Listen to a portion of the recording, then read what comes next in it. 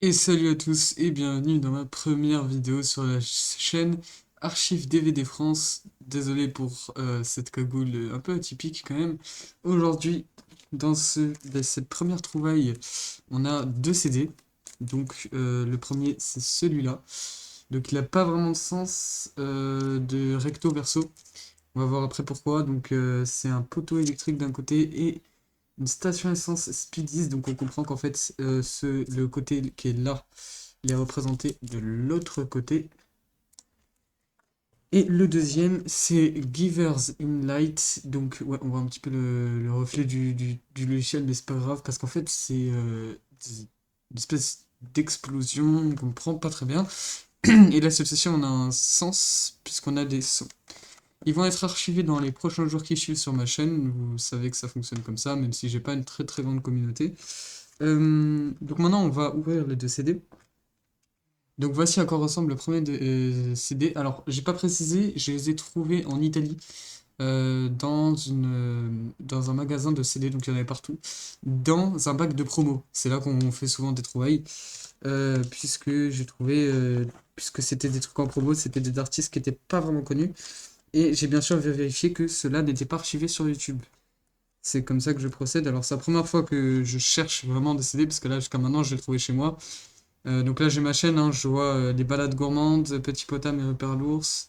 Il n'y avait que la vidéo sur Dream qui était trouvée sur archive.org.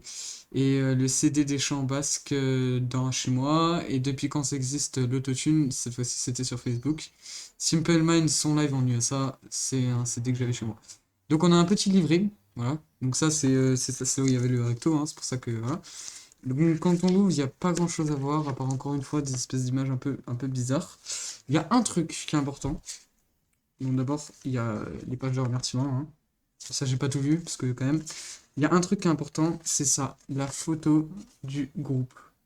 Voilà. C'est vraiment bien, on voit qui c'est qui fait de la musique. Bon, je sais vraiment pas si j'ai le droit de montrer leur tête, mais on s'en fout. Je vais remettre le livret. Donc on a un disque plutôt orange, plutôt beau. Voilà, c'est ça qui fait la magie du CD. Et il y a 10 titres. J'ai écouté les trois premiers et c'est du rock avec un chant féminin, masculin, ça alterne et c'est vraiment bien. C'est du rock du coup. Alors c'est un groupe qui est plutôt connu, qui a fait deux albums entre 2005 et 2015, je crois, avec dont une EP en plus. Et après ils se sont séparés avec le temps.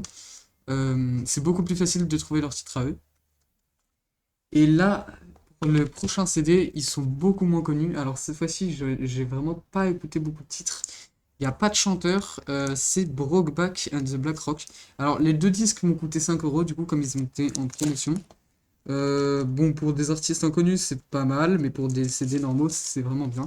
Alors ça se présente différemment. Cette fois-ci, on a un livret, du coup. Et quand on l'ouvre, on a alors les. Au début, c'est les artistes, après, c'est les titres. Mais franchement, j'ai galéré à lire ça, franchement, force, hein. Et on a encore une fois une espèce de poteau électrique un peu bizarre, mais un peu avec un effet glitchy, vous voyez, c'est plutôt bien. Et quand on retire ici, quand on tire, on a une petite pochette un peu fait maison, avec un CD noir. Avec un CD noir qui nous donne sur encore une fois un poteau électrique. Du coup, il me semble qu'il y a 5 titres sur ce CD d'instrumental de rock, avec pas mal de guitares, pas mal de trucs comme ça. Donc franchement, je le trouve vraiment très intriguant, très beau. Et d'ailleurs, quand je l'ai vu dans le magasin, je me suis dit, mais qu'est-ce que c'est de ça? Vous voyez, il y a. Parce que en fait, là, ce qui frappe pas mal, c'est qu'il n'y a pas comme l'autre, vous voyez, où il y a un petit peu des merdes écrits en écriture un peu bizarre, des logos pour dire que c'est copyright, un sens, une vraie boîte CD. Là, c'est vraiment un truc fait en carton. Et là, il y a juste marqué que ça a été fait, alors je vais vous le dire parce qu'on n'arrive pas à dire, 2013 Trill Jockey Record Box. Donc en fait, ça veut dire qu'ils sont allés dans un, je le pense, hein, dans un lieu public pour enregistrer. Ils ont dû louer une salle. Donc en fait, je pense pas que ça soit un vrai groupe. Aucune photo n'existe sur le web et que quelques titres sont archivés sur YouTube. Ils n'ont pas de Wikipédia, contrairement à Givers. Euh, Ils ont juste un compte Bandcamp, donc c'est vraiment très intéressant comme musique. Je vous encourage à faire le tour de ma chaîne dans les jours qui suivent pour écouter tous les titres que vous voulez en une seule vidéo. Si vous avez des questions, n'hésitez pas à me contacter. Je ne vends pas pour le moment forcément les CD. Vous pouvez quand même me proposer des prix si vous voulez, mais je pense pas les vendre. En tout cas, je peux vous donner les adresses. Dans mon à propos, il y a mon Discord, vous pouvez me demander en ami, il n'y a aucun problème. Et sur ce, je vous dis à la prochaine pour une prochaine vidéo. C'était Archive DVD France. À plus.